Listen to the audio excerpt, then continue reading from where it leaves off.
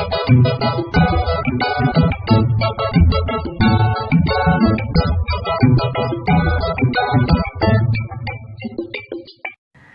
everyone, I'm Zeba Afreen. Welcome to my channel Study with Passion. Friends, I hope आप लोग अच्छे होंगे. So let's begin the lecture. This is another very important topic of modern history, the Great Revolt of 1857. 1857 की क्रांति. इसे भारत का प्रथम स्वतंत्रता संग्राम भी कहा गया था. तो कुछ लोगों ने इसे सैनिक विद्रोह कहा, तो किसी ने हिंदू मुस्लिम षड्यंत्र कहा. किसने क्या कहा ये सब हम आगे देखेंगे. पहले हम कोर्स ओवरव्यू ले लेते हैं. तो जिसमें फर्स्ट है 1857 की क्रांति का कारण. यहाँ पे फर्स्ट ऑफ ऑल मैं आपको एक चीज़ बताना चाहती हूँ. जैसे कि हम हमेशा से सुनते आए हैं कि मंगल पांडे ने चर्बी लगी कारतूस को मुंह से काटने से इनकार कर दिया, जो इस विद्रोह की वजह बनी. पर ये एक पर्टिकुलर रीज़न थी. ऐसा नहीं है कि बस यही एक रीज़न थी. जब भी कोई भी लड़ाई होती है तो उसके पीछे बहुत सारे रीज़न्स होते हैं. तो उन रीज़न्स को हम अच्छे से ब्रीफ में लर्न करेंगे, वन बाय वन सारे रीज़न्स को देखेंगे. और सेकंड है कि विद्रोह का प्रारंभ. तो विद्रोह के प्रारंभ से रिलेटेड कुछ बातें हैं जो याद रखनी है, वो सब हम आगे देखेंगे. और थर्ड है रिवॉल्ट की असफलता का क्या कारण था, उसके क्यों ये 1857 की क्रांति मतलब सफल नहीं हो पाई थी. और फोर्थ है कि इसका क्या परिणाम था, 1857 के रिवॉल्ट का क्या आउटकम निकला, इस रिवॉल्ट के बाद भारत की दशा में क्या क्या चेंज आई, वो सब हम देखेंगे. लास्ट है स्वरूप. स्वरूप मीन्स कि किस फॉर्म में इसे डिस्क्राइब किया जाए. इसे 1857 की क्रांति कहा जाए या विद्रोह कहा जाए, इसे भारत का प्रथम स्वतंत्रता संग्राम कहा जाए, या फिर बस एक सैनिक विद्रोह कहा जाए, या हिंदू मुस्लिम षड्यंत्र कहें. जितने इतिहासकार थे वो उन सब की अपनी अपनी अलग ऑब्जर्वेशन थी. जैसे कि यहाँ से क्वेश्चंस आते हैं कि इसे राष्ट्रीय विद्रोह कहने मतलब इसे राष्ट्रीय विद्रोह किसने कहा था. तो वो डलहौजी और अशोक मेहता ने कहा था. और इस टाइप के क्वेश्चंस आते हैं तो इसे हम देखेंगे. और अब हम आगे देखते हैं कि रिवॉल्ट के टाइम कहाँ कौन क्या था. यहाँ से भी क्वेश्चंस आते हैं तो देख लेते हैं. फर्स्ट हेडिंग है इंग्लैंड के प्रधानमंत्री. इंग्लैंड के पीएम थे पामस्टन थे. और रिवॉल्ट के टाइम भारत के गवर्नर जनरल थे लॉर्ड कैनिंग. और भारत में मुगल साम्राज्य का शासन चल रहा था. तो मुगल बादशाह थे बहादुर शाह जफर. और ब्रिटिश कंपनी का मुख्य सेनापति था जॉर्ज एनिसन. और जब विद्रोह हो गई थी तो उसको दबाने के लिए, विद्रोह को दबाने के लिए एक सेनापति अपॉइंट किया गया था जिसका नाम था कॉलिंग कैंपबेल. तो इनको याद रखिएगा, एक बार रिवाइज कर लेते हैं कि विद्रोह के टाइम में इंग्लैंड के राष्ट्रपति थे पामस्टन, भारत के गवर्नर जनरल थे लॉर्ड कैनिंग, और भारत के सम्राट थे मुगल बादशाह थे बहादुर शाह जफर. विद्रोह के टाइम में कंपनी का मुख्य सेनापति था जॉर्ज एनिसन, और जो विद्रोह को दबाने के लिए नियुक्त किया गया था वो था कॉलिंग कैंपबेल. यहाँ से एक और क्वेश्चन आता है कि रिवॉल्ट का लोगो क्या था, प्रतीक चिन्ह क्या था. तो उस विद्रोह का लोगो था रोटी और खिलता हुआ कमल, ये इसका लोगो था. यहाँ से भी क्वेश्चन पूछा गया कई बार. अब विद्रोह के जितने रीजंस थे उन्हें हम वन बाय वन देख लेते हैं. जिसमें फर्स्ट है कि राजनीतिक कारण, यानी कि पॉलिटिकल कॉज क्या थे. तो वहाँ पे जो ब्रिटिश गवर्नर्स थे वो सब अपनी डिफरेंट पॉलिसीज भारत में इम्प्लीमेंट कर रहे थे. और जिसमें है डॉक्ट्रिन ऑफ लैप्स. तो डलहौजी की व्यवगत सिद्धांत, डलहौजी ने इसे 1848 में स्टार्ट किया था। भारत में ये पॉलिसी इम्प्लीमेंट किया था 1848 में। और अब बात ये है कि डॉक्ट्रिन ऑफ लैप्स का मतलब क्या है।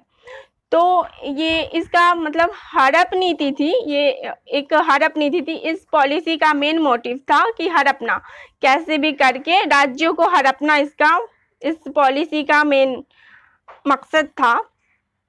तो इस पॉलिसी के तहत जो भी लास्ट किंग हुआ करते थे, जो उसका जितना भी जो राज्य था वो अंग्रेज़ों के अंडर में चला जाता था।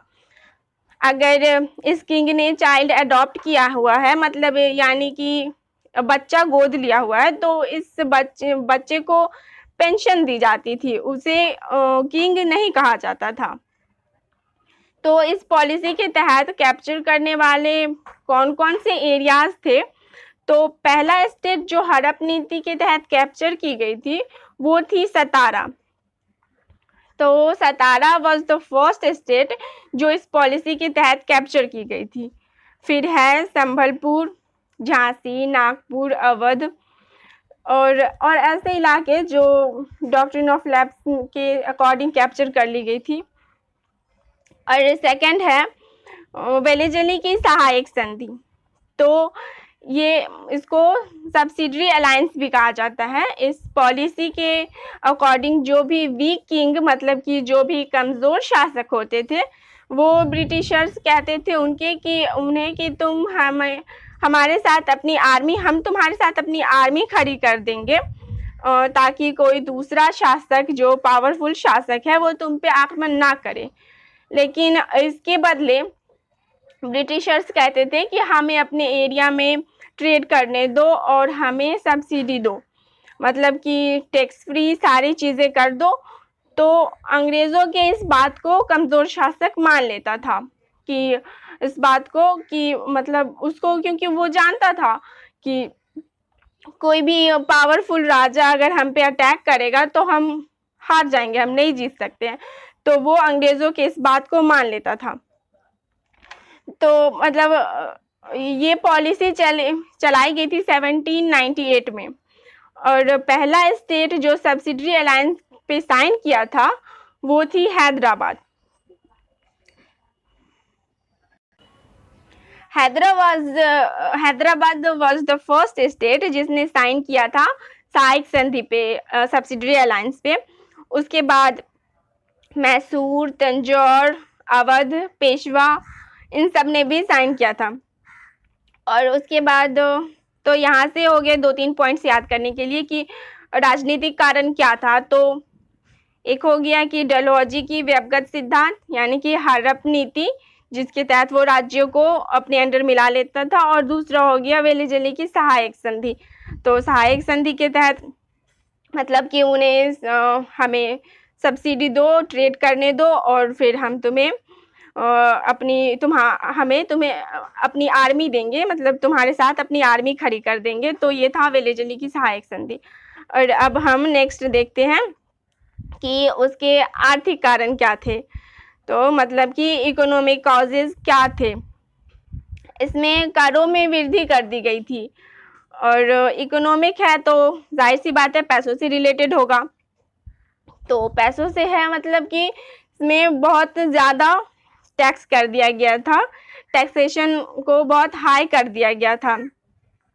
और पूरे इंडिया को 3 सिस्टम में डिवाइड कर दिया गया था। ज़मींदारी सिस्टम, रैयतवाड़ी सिस्टम और महलवाड़ी व्यवस्था। तो इसके बारे में थोड़ा डिटेल में जान लेते हैं कि ये ज़मींदारी सिस्टम, रैयतवाड़ी व्यवस्था और महलवाड़ी व्यवस्था क्या थी। तो ज़मींदारी सिस्टम में क्या होता था कि एक ज़मींदार अपॉइंट किया जाता था और ज़मींदार लोगों से टैक्स इकट्ठा करके अंग्रेज़ों को दे देता था। और ज़मींदारी सिस्टम को इसका एक और नाम है कि परमानेंट सेटलमेंट ऑफ बंगाल भी कहा जाता है इस ज़मींदारी सिस्टम को। इसे लॉर्ड कॉर्नवालिस ने चलाया था। और ये जो लॉर्ड कॉर्नवालिस ने चलाया था जमींदारी सिस्टम को on the recommendation of John Shore.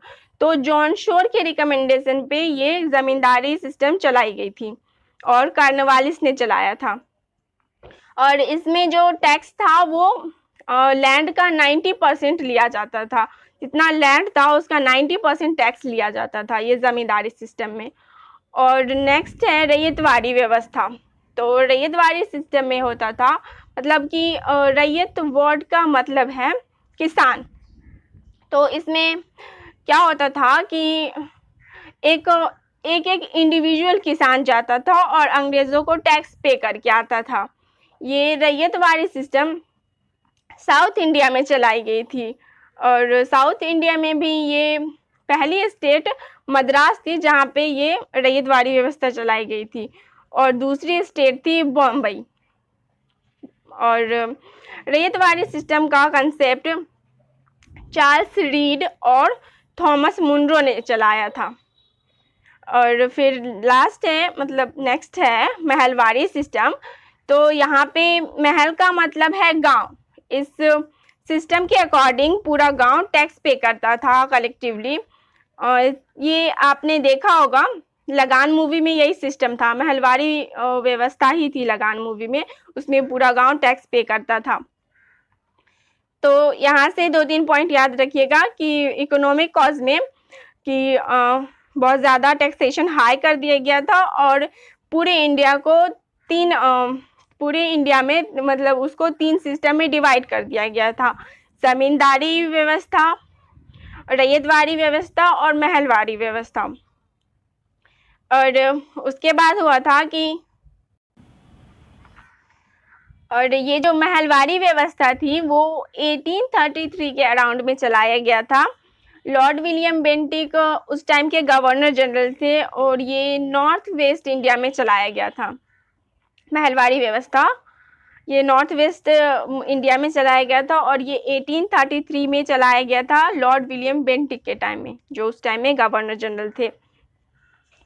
अब देखते हैं कि जो जितने भी भारत में ट्रेडिशनल हैंडीक्राफ्ट थे उन सबको ख़त्म कर दिया गया था, जिसके वजह से अनएम्प्लॉयमेंट जनरेट हो गई थी, मतलब विच रिजल्ट्स अनएम्प्लॉयमेंट। तो जब भारत के सारे उद्योग धंधों को बंद कर दिया जाएगा तो जाहिर सी बात है कि लोगों को अनएम्प्लॉयमेंट का सामना करना पड़ेगा, तो वो उन पे डिपेंड करेंगे, मतलब वो पूरी तरह से उन पे डिपेंडेंट हो जाएंगे। और जितना मतलब उस टाइम में आपातकाल आता था, सूखा, बाढ़ और इस सब की वजह से जो उनकी फसलें बर्बाद हो जाती थी, तो उस टाइम में भी उनसे ज़बरदस्ती टैक्स लिया जाता था और भूमि व्यवस्था के लिए नए नए आविष्कार करते थे और उस पर भी अपनी चलाते थे वो। अब नेक्स्ट देखते हैं कि क्या थी, मतलब सामाजिक और धार्मिक कारण, मीन्स सोशियो रिलीजियस कॉजेज। आज भी हमारे सोसाइटी में कुछ चीज़ों को एक्सेप्ट नहीं किया जाता है, बहुत सी ऐसी धार्मिक चीज़ें हैं जो एक्सेप्टेबल नहीं है। तो ऐसे ही उस टाइम में भी बहुत सी ऐसे चीज़ रीति रिवाज थे हिंदू धर्म में जो एक्सेप्टेबल नहीं थे, जैसे कि सती प्रथा, कन्यावध, बाल विवाह और विधवा विवाह का सपोर्ट किया गया था। और तो सती प्रथा क्या थी कि सती प्रथा में क्या होता था कि अगर हस्बैंड की डेथ हो जाती थी तो वाइफ को सती कर दिया जाता था। सती मीन्स कि उसे जिंदा जला दिया जाता था। तो उस चीज़ को ख़त्म करने के लिए एंटी सती रिजोल्यूशन पास किया गया, जो 1829 में पास किया गया था। इसको ख़त्म करने वाले लॉर्ड विलियम बेंटिक और ब्रह्म समाज के संस्थापक राजा राम मोहन राय का बहुत बड़ा हाथ रहा था इस सती प्रथा को ख़त्म करने के लिए। और नेक्स्ट है विडो रीमैरिज एक्ट। ये विडो रीमैरिज एक्ट 1857 में लॉर्ड डलहौजी के टाइम में चलाया गया था। विडो रीमैरिज एक्ट में क्या था कि जब लड़की सती नहीं किया गया, जब लड़की को सती नहीं किया गया तो वो विधवा हो गई। तो इस रीमैरिज एक्ट के थ्रू कहा गया कि लड़की की दोबारा शादी कर दो। तो इस सब बातों से जो लोग थे वो अंदर ही अंदर भड़कने लगे कि ये लोग हमारे सामाजिक और रीति रिवाज में, हमारे धर्म में इंटरफेयर कर रहे हैं। तो इस वजह से मतलब आग तभी भड़की थी, धीरे धीरे चिंगारी मतलब उनके दिल में बहुत पहले से चलती आ रही थी, जो बाद में जाके 1857 का रिवोल्ट हुआ। तो यहाँ से ये 2-3 बातें उसको फिर से रिवाइज कर लेते हैं। तो जब समाज की कुछ कुरीतियां थी जिसको ख़त्म करने के लिए ब्रिटिशर्स ने कुछ कदम उठाए, जैसे कि सती प्रथा को ख़त्म करना। तो सती प्रथा को ख़त्म करने के लिए लॉर्ड विलियम बेंटिक और राजा राम मोहन राय के द्वारा एक मतलब कि एंटी सती रिजोल्यूशन पास किया गया, वो 1829 में पास किया गया। यहाँ से अगर पूछे कि ब्रिटिश का नाम पूछे कि कौन ब्रिटिश था जिसने एंटी सती रिजोल्यूशन पास किया, तो होगा कि लॉर्ड विलियम बेंटिक। लेकिन अगर पूछे कि कौन भारतीय था तो उसमें राजा राम मोहन राय का नाम कीजिएगा। और उसके बाद आया था विडो रीमैरिज एक्ट, ये आया था 1856 में, याद रखिएगा इसको, 1856 में आया था विडो रीमैरिज एक्ट। तो जो सती प्रथा जब ख़त्म की गई तो विधवा के लिए उसकी दूसरी शादी के लिए ये एक्ट आया था। और ये सब वजह थी जो लोगों को पसंद नहीं आ रही थी। उसके बाद आया कि 1813 के चार्टर्ड एक्ट के थ्रू भारत में ईसाई मिशनरी को आने की परमिशन दे दी गई थी। और ये जो ईसाई मिशनरी थे वो भारत में ईसाई धर्म का प्रचार करने लगे। और फिर वो 1839 में जब अकाल पड़ा भारत में, तो उस टाइम में बहुत सारे लोगों को ज़बरदस्ती ईसाई धर्म में कन्वर्ट किया गया। तो यहाँ से सामाजिक कारण में 3-4 बातें उसे एक बार रिकॉल कर लेते हैं। तो विलियम बेंटिक और लॉर्ड डलहौजी ने जो भी हिंदू धर्म में जो भी रीति रिवाज थे जो सही नहीं थे, एक्सेप्टेबल नहीं थे, तो उनको हटाने की कोशिश की गई। तो जिसमें सती प्रथा थी, कन्यावध था, बाल विवाह था और जो भी विधवा विवाह एक्ट आया था, तो उन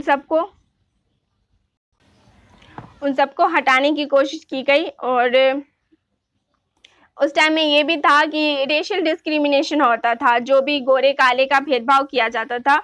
जो अंग्रेज थे वो गोरे थे और जो इंडियन थे वो काले थे, तो उन सब के बीच में बहुत भेदभाव किया जाता था। और फिर 1813 के चार्टर्ड एक्ट के थ्रू जो ईसाई मिशनरी थे उन्हें भारत में आने की परमिशन मिल गई थी। और वो 1837 में अकाल के टाइम में जो जितने गरीब लोग थे उनको लालच देके और उनसे ईसाई धर्म में उन्हें कन्वर्ट कराया गया था। एंटी सती रिजोल्यूशन पास किया गया था 1829 में और विडो रीमैरिज एक्ट आया था 1856 में। तो इन दोनों डेट को भी याद रखिएगा। और उसके बाद नेक्स्ट देखते हैं। नेक्स्ट है सैनिक कारण, मिलिट्री कॉजेज। इसमें क्या था कि कॉर्नवालिस एक पॉलिसी चलाया जो उस पॉलिसी के अकॉर्डिंग इंडियन सोल्जर्स के पोस्ट में प्रमोशन का सिस्टम था वो सिस्टम ही ख़त्म कर दिया गया था। जैसे कि इंडियन सोल्जर्स होते थे और यूरोपियन सोल्जर्स होते थे। तो यूरोपियन सोल्जर्स के पोस्ट में प्रमोशन होते होते वो बहुत ऊंचे पोस्ट तक पहुंच जाते थे, लेकिन जो इंडियन सोल्जर्स थे उन्हें बस सूबेदार तक का ही पोस्ट था। मतलब वो सूबेदार से आगे वो उनकी प्रमोशन होती ही नहीं थी। और फिर जब इंडियन सोल्जर्स और यूरोपियन सोल्जर्स का ये जो उनका रेशियो था वो 5:4 था, सॉरी 5:1 था। यानी कि 2,38,000 इंडियन सोल्जर्स थे और सिर्फ 45,000 ही यूरोपियन सोल्जर्स थे। और तो और इंडियन सोल्जर्स की सैलरी भी बहुत कम हुआ करती थी। यूरोपियन सोल्जर्स थे, इंडियंस को ओनली 7 रुपीज़ पर मंथ मिलते थे। और तो ऑब्वियस सी बात है कि जो जब रैंक इक्वल हो और सैलरी डिफरेंट हो तो वॉर तो होनी ही थी। और फिर उसके बाद जब 1806 में जो सेना में पहला धार्मिक विद्रोह हुआ था, जो वेल्लोर में हुआ था, क्योंकि वहाँ पे उन्हें माथे पे तिलक और पगड़ी बांधने से मना कर दिया गया था। और वहाँ पे जब उन्हें पगड़ी बांधने से मना कर दिया गया तो उन्हें कहा गया कि उसके बदले आप हैट लगाइए। हैट लगाने को कहा गया, जिसमें हैट में क्या था कि वो उन हैट में काऊ और पिग के चमड़े का यूज़ किया गया था उस काऊ में, जो कि ना हिंदू को पसंद था और ना मुस्लिम को। और फिर उसके बाद क्या होता है कि 1824 में सेना में दूसरा धार्मिक विद्रोह हुआ, जब सोल्जर फॉरेन में लड़ने जाते थे तो यूरोपियन सोल्जर्स को डबल भत्ता दिया जाता था, लेकिन जो इंडियन सोल्जर्स थे उनको कोई अलग से भत्ता नहीं दिया जाता था। मतलब उनका जो अपना जो सैलरी थी उनकी, वो नॉर्मल सैलरी बस मिलती थी, उन्हें कोई अलग से पैसे नहीं मिलते थे उसके। और उस टाइम में हिंदूज़ का ये बिलीव था कि वो जब सी को क्रॉस करेंगे तो उनके धर्म के अगेंस्ट होगा, इसलिए वो समुद्र पार नहीं जाना चाहते थे। फिर इसके बाद आया 1854 में डाकघर अधिनियम। डाकघर अधिनियम पारित हुआ और जिसके बाद सोल्जर्स जो फ्री में अपनी फैमिली को लेटर भेजते थे वो सिस्टम ख़त्म कर दी गई थी। तो अगेन एक बार इनको रिकॉल कर लेते हैं कि क्या क्या वो मतलब कि मिलिट्री कॉजेज़ थे। तो मिलिट्री कॉजेज़ में था कि कार्नवालिस जो पॉलिसी चलाया था उसके तहत इंडियन सोल्जर को प्रमोशन नहीं मिलती थी और जो यूरोपियन सोल्जर्स थे उन्हें प्रमोशन मिलती थी। और इंडियन सोल्जर्स और यूरोपियन सोल्जर्स का रेशियो था 5:1। और इंडियन सोल्जर्स को बहुत कम सैलरी मिलती थी और उन्हें जो भी था कि उन्हें समुद्र पार जाना पड़ता था। और जो जब बैरकपुर की 47वीं रेजिमेंट ने बर्मा जाने से इनकार कर दिया, क्योंकि वो उनका ये मानना था कि जब समुद्र पार जाएंगे तो हमारे धर्म के अगेंस्ट होगा, और तो इसलिए वो जाना नहीं चाहते थे। और जाने पे उन्हें कुछ अलग से मिलता भी नहीं था, जैसे डबल भत्ता वो यूरोपियन सोल्जर्स के लिए था, इंडियन सोल्जर्स के लिए ऐसी कोई सिस्टम नहीं थी। उन्हें उनका जो अपना नॉर्मल सैलरी था बस वही मिला करता था। और फिर 1854 में जब डाकघर अधिनियम आया तो वो जो फ्री में लेटर वेटर भेजते थे, पत्राचार का जो भी उनका ये सिस्टम था वो ख़त्म कर दिया गया था।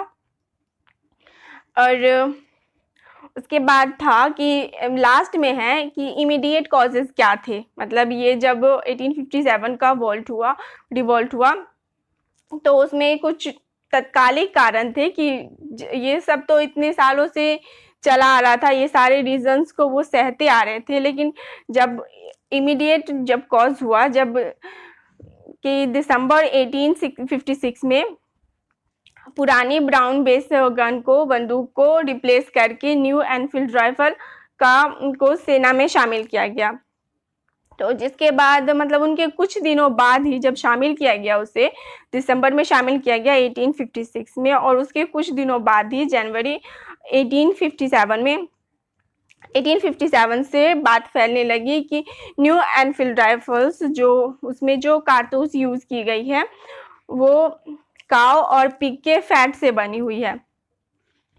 मतलब क्या था कि जो न्यू एनफील्ड राइफल थी उसमें जो बारूद भरते थे और मतलब उनको मुंह से काटना पड़ता था। जो बारूद भरे होते थे उनको मुंह से छीलना पड़ता था, और जो कि काऊ और पिग के फैट से बनी हुई थी। लेकिन मतलब ये बस एक रूमर्स था, अफवाहें थी, ऐसी कोई बात थी नहीं। लेकिन जब बात आई कि काऊ और पिग की बात थी तो हिंदू और मुस्लिम दोनों ही भड़क उठे थे। हिंदू के लिए बहुत मान्यता रखती है काऊ, मतलब वो आज भी बहुत मानते हैं, उनसे माता मानते हैं। और मुस्लिम पिग को, मतलब पिग मुस्लिम के लिए हराम है, वो उसे नहीं खा सकते हैं, तो इसलिए मुस्लिम भी इसके अगेंस्ट थे। और जब फिर मंगल पांडे ने जब इस चर्बी भरे कारतूस को मुंह से काटने से इनकार कर दिया और फिर ये विद्रोह कर दिए।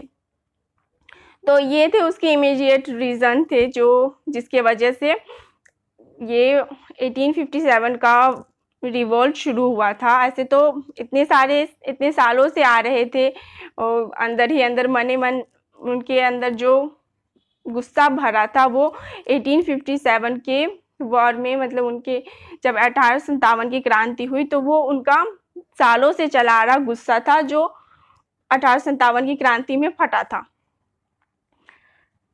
तो ये सारे रीजंस थे जो 1856 में जब पुरानी ब्राउन बेस गन को हटा के और न्यू एनफील्ड राइफल को शामिल किया गया। लेकिन बाद में ये सब प्रूफ हो गया था कि इसमें काऊ और पिग की कोई फैट नहीं मिक्स थी उस कारतूस में। और तो ये सारे रीजंस थे 1857 के रिवॉल्ट के। और अब नेक्स्ट लेक्चर में हम देखेंगे कि विद्रोह की शुरुआत कहाँ से हुई और कैसे हुई। आगे ये सारे हम नेक्स्ट लेक्चर में देखेंगे। और अगर ये लेक्चर आप लोगों को पसंद आया तो please like, share, comment and subscribe करना ना भूलें। Thanks for watching.